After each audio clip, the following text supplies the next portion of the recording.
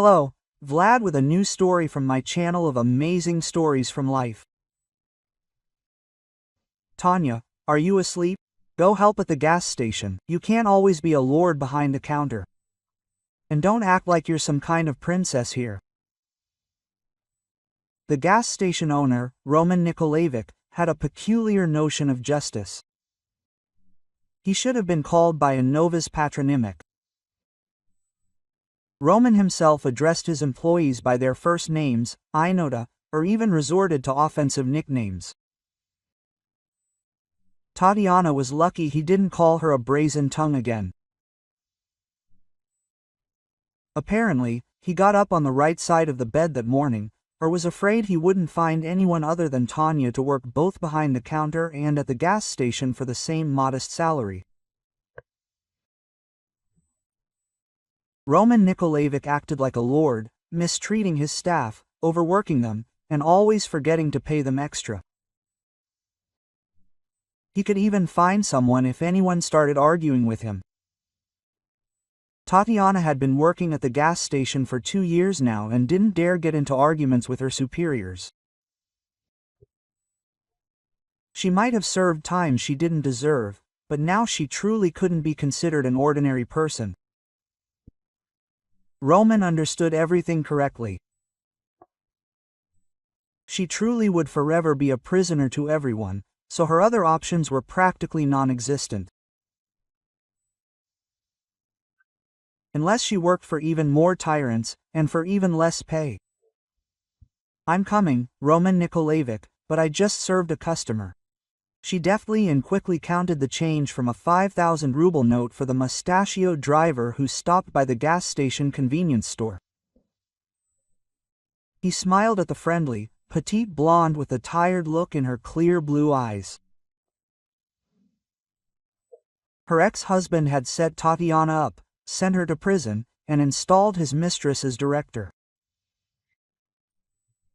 Now she no longer considered the possibility of a personal life, but it was still nice when the mustachioed man bought her a chocolate bar and said it was for her.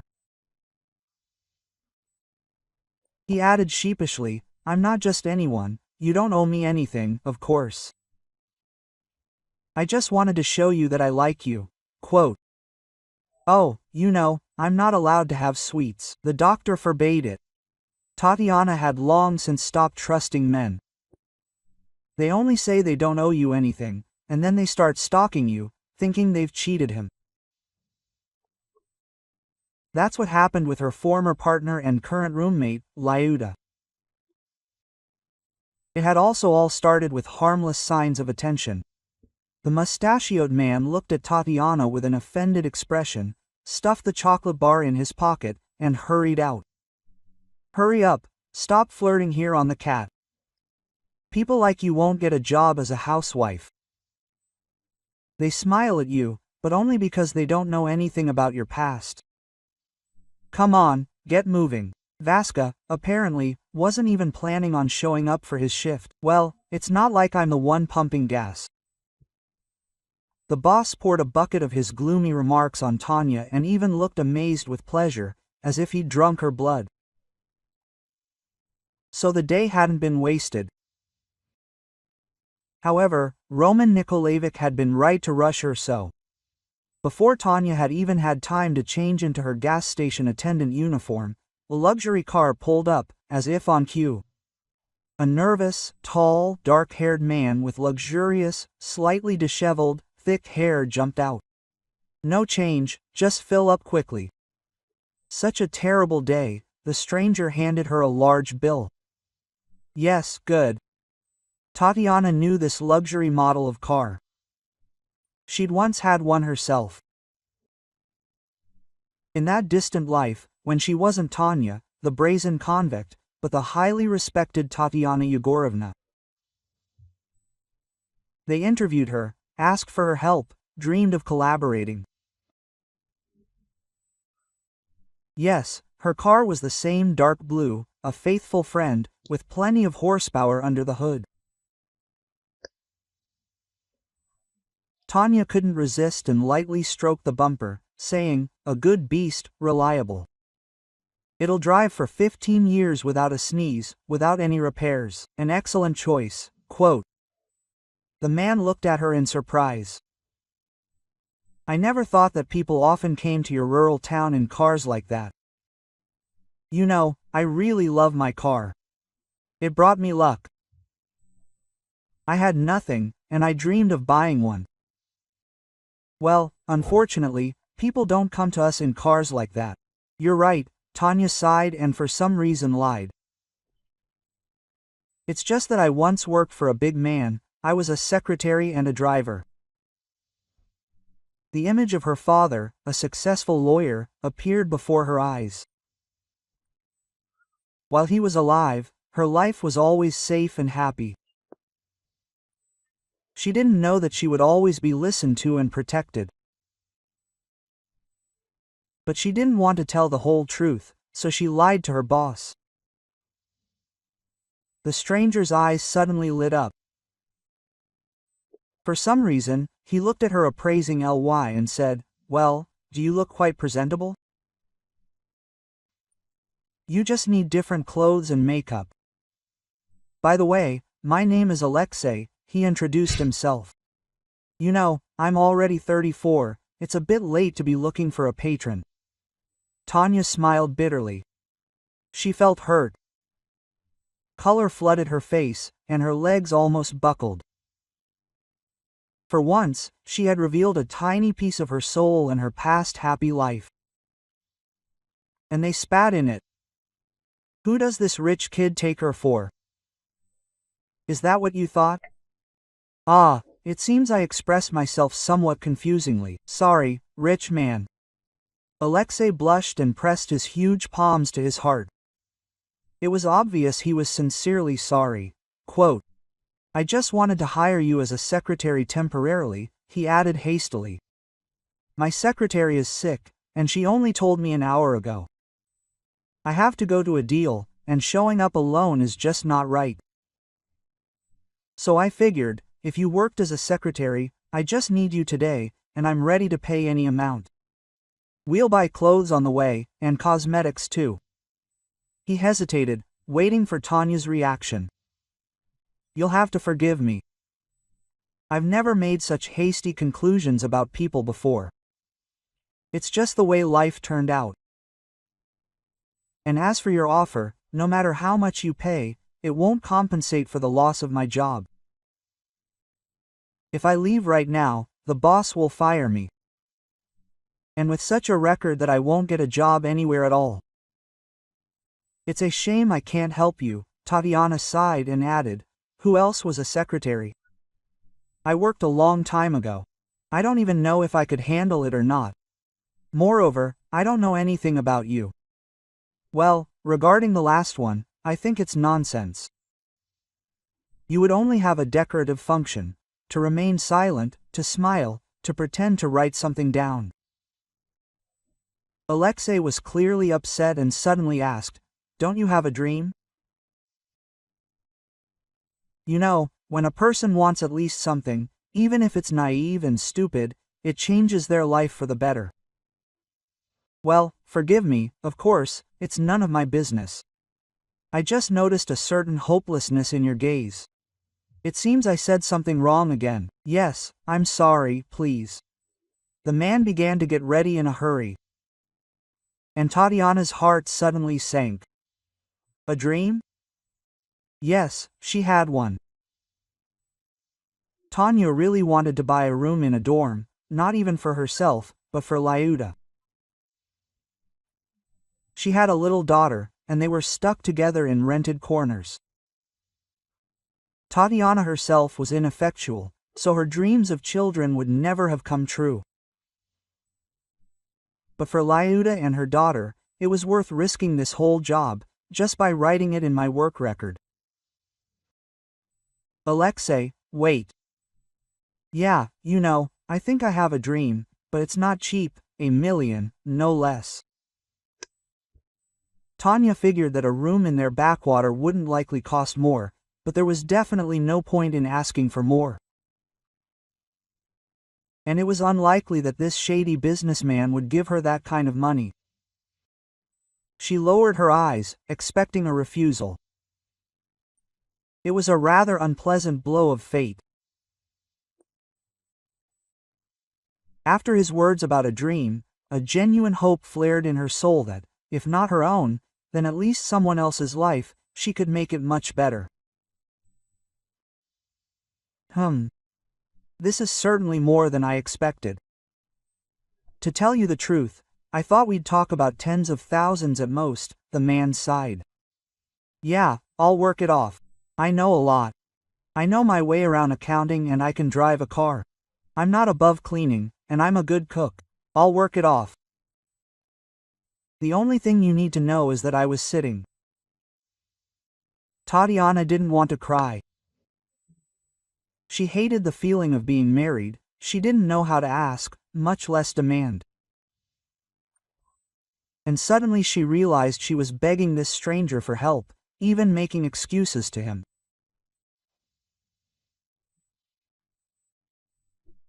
Tanya was about to say a discreet goodbye, but before her eyes she saw the image of Lyuda and her little daughter, hiding from her husband and father, who had lost all humanity after the first blow. Tanya couldn't leave them. Lyuda had such relatives that she didn't need enemies. Only Tanya could help her in prison. They became like sisters, standing up for each other. You know, my father also did time in his youth.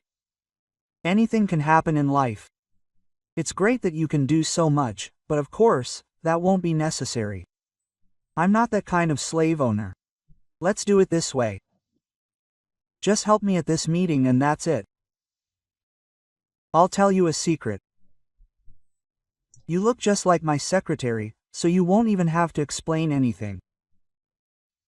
So, is it a deal? Alexei looked at her carefully, somewhat sympathetically. Tatiana's resistance awoke. She hated being pitied, and said, half the money up front. Well, it's not that I don't trust you, but you understand, I'll have to take the risk right now. She stopped herself and said, okay, 30% is enough. Quote. Tanya really wanted to be decisive, but the circumstances were such that a compromise was necessary. Alexei didn't get angry, but even laughed kindly. Quote. I hope you have that much cash in the ATM. Well, I'll go withdraw the money. And you say goodbye to the boss. The last part was the easiest.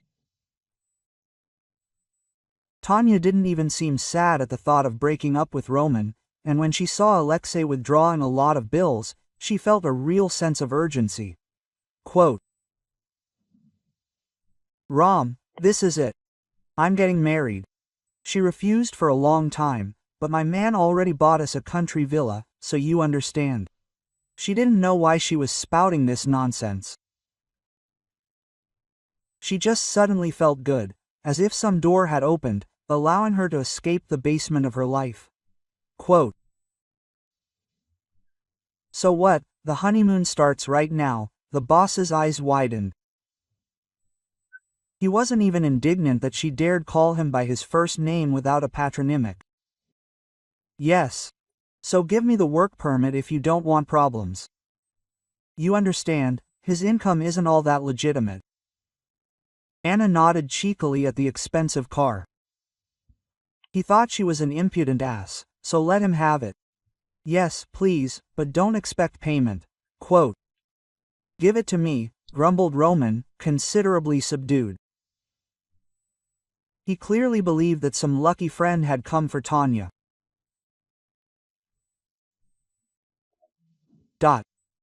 Who needs your pennies anyway?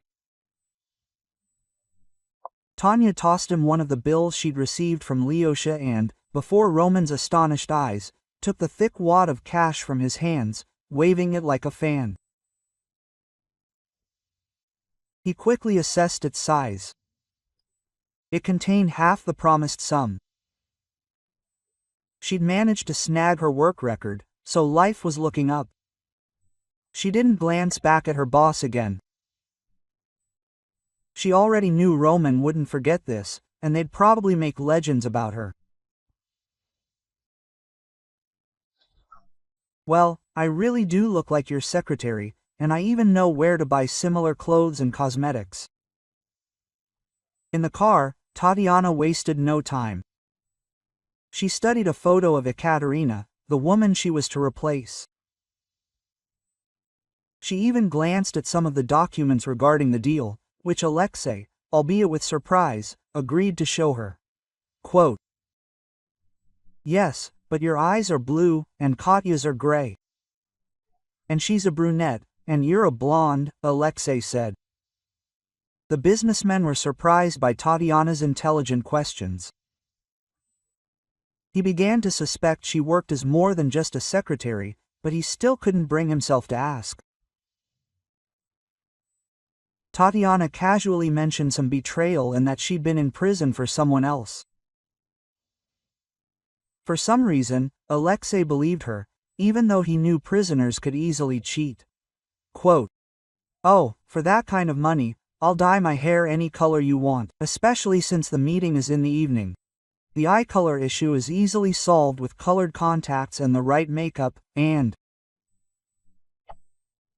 I can also raise my voice."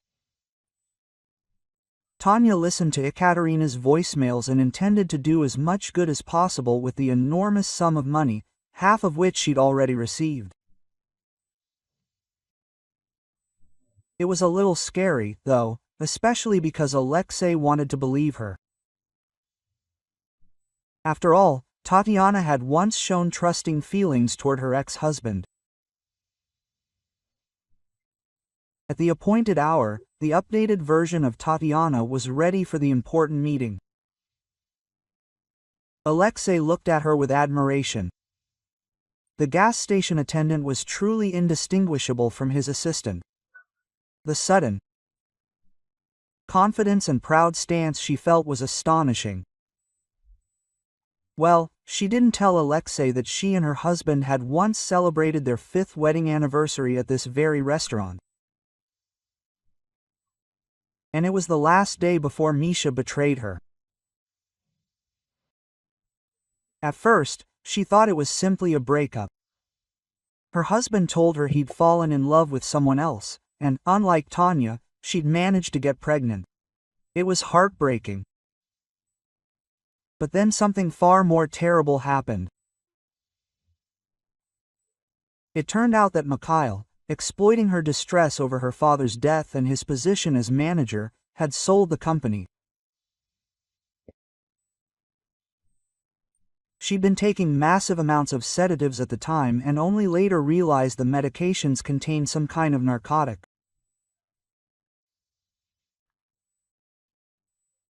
Either way, she signed contracts proving her fraud. She was jailed. Tatiana was still surprised that her husband hadn't come to visit her, and even worried that she'd let him down and was now arguing with him because of her mistakes. Only 6 months later did she learn there had been no mistakes. Mikhail had orchestrated everything, handing over the company and client base to his mistress. He himself had left the city to be on the safe side. So if Tanya had suddenly wanted revenge, she wouldn't have found him. These were the sad memories that this large restaurant in this vast city, where Alexei had brought her, evoked in her. But she couldn't give in to despair. Tanya decided she'd feel sad later, but for now she had to do everything possible to live up to the businessman's expectations. Who knows, maybe in the future she could ask him for help with finding a job. Although Tatiana wasn't quite sure why she needed to go on living. She and people would help her daughter, but then what? She wouldn't be able to have a child, and find a decent job, more likely no than yes. And the memories chased her like ghosts. Build a relationship with a good man. Who needs a prisoner without a rock and a yard? and memories of her ex-husband chased her through the snowdrifts like hungry wolves. Why cling to life if there was nothing else to look forward to?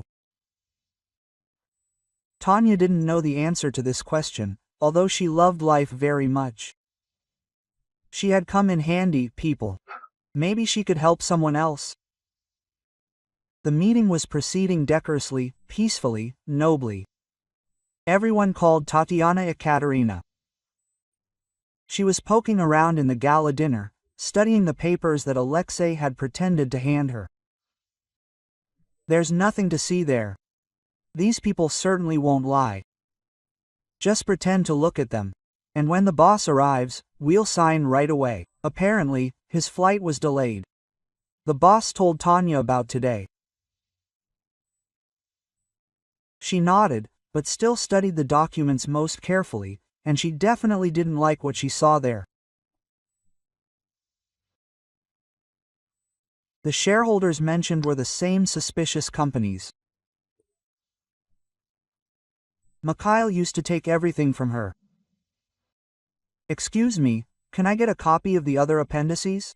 Alexei will be signing all the papers, and you only gave us the main text. Tatiana turned to the opposing secretary. But Alexei Petrovich had already reviewed everything, and you've looked at it too, as far as I understand. The assistant's smug expression clearly radiated displeasure.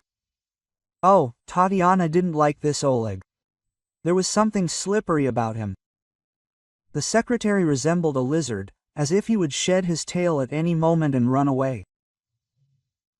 His boss, Dmitri, on the other hand, radiated good nature. You wanted to trust him, but this only made Tanya more wary. Yes, you're right, but I didn't take a copy with me. I don't want to confess to my boss. Tatiana pretended she was just a fool who had gotten into trouble.